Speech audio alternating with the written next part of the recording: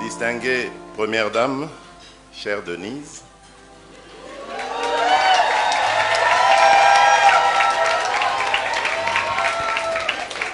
distingués invités en vos titres et qualités respectifs, chères dames et demoiselles, mais le français actuel ne dit plus demoiselle, mais tout le monde est madame, même la petite qui vient de naître, c'est une dame. Chères héroïnes, je suis honoré de me tenir devant vous en ce jour et je remercie les organisateurs de cet événement de m'avoir convié à prendre part à ces échanges de grande qualité qui se sont articulés autour du thème « Leadership féminin d'excellence, société égalitaire et numérique à l'ère de la Covid-19 ».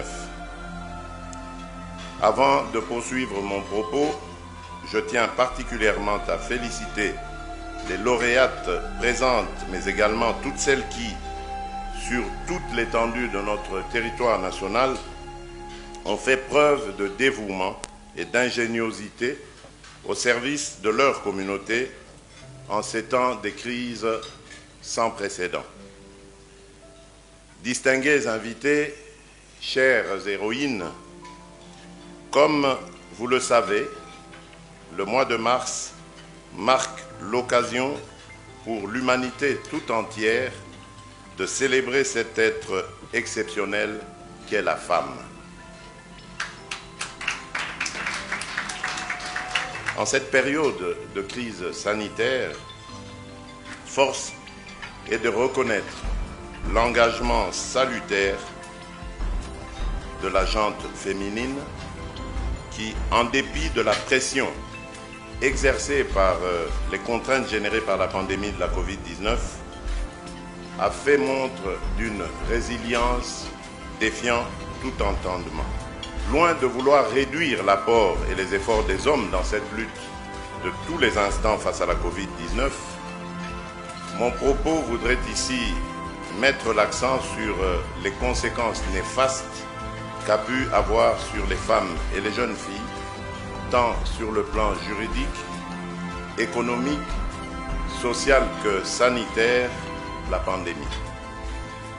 En effet, une fois de plus, la femme, mère, épouse, jeune fille, a vu son quotidien déjà significativement marqué par les inégalités et autres discriminations dont elle est victime s'obscurcir davantage. Outre les difficultés d'ordre économique, justifiées par l'impérative observance de mesures restrictives nécessaires pour contenir le virus, cette situation d'urgence a eu pour corollaire d'accroître le fossé existant entre les hommes et les femmes en termes de jouissance et de protection des droits fondamentaux dévolus à tout être humain. Nul ne peut ignorer, par exemple, la recrudescence des faits de violence conjugale ou encore d'abus commis à l'endroit des femmes et des jeunes filles au cours des différents cycles de confinement qui ont essaimé depuis le début de l'année 2020. D'ailleurs, ces réalités ont été dûment abordées au cours de ces échanges et je ne peux que me montrer enthousiaste quant à la possibilité de voir advenir une société plus égalitaire dans laquelle les femmes et les jeunes filles vivront en toute quiétude. À ce propos, je réitère mon engagement à procéder dans les tout prochains jours au lancement au niveau national de la campagne Tolérance zéro face aux violences faites aux femmes, tout en veillant également à garantir une meilleure représentation des femmes dans les instances décisionnelles de notre pays. Au niveau continental, je continuerai à faire de la question du genre une de mes priorités, conformément à l'agenda 2063 de l'Union africaine. Il Il demeure toutefois de garder à l'esprit que l'amélioration des conditions de vie des femmes et des jeunes filles ne pourra être effective que par le concours de la société dans son ensemble. En effet, c'est uniquement par les efforts conjugués de tout un chacun que nous parviendrons à rendre cette place de choix au pilier sociétal qu'est la femme. À vous, nos chères héroïnes, je vous transmets ici tous mes encouragements et vous exprime ma profonde gratitude quant au rôle salutaire dans la lutte contre la pandémie et votre engagement à faire de l'autonomisation de la femme en République démocratique du Congo une réalité. À toi, ma chère épouse,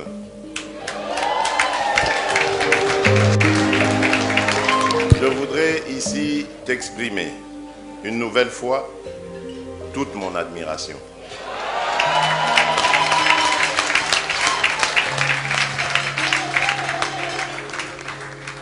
En effet, j'admire ton dévouement pour ce combat salutaire que tu mènes dans l'amélioration des droits et des conditions de vie des femmes et des jeunes filles.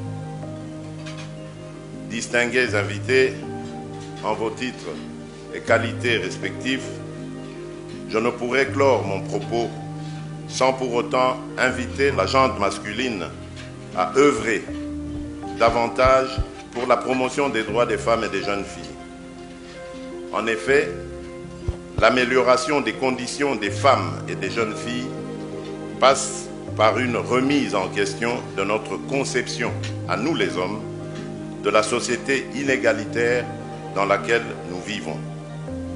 Chers messieurs, impliquons-nous davantage dans le processus d'autonomisation des femmes et veillons à mettre en application les différentes recommandations produites au cours de cette rencontre d'échange sur le leadership féminin dans la réponse à la Covid-19. Mes hommages renouvelés à toutes les femmes congolaises. Je vous remercie. Merci, Monsieur le Président de la République.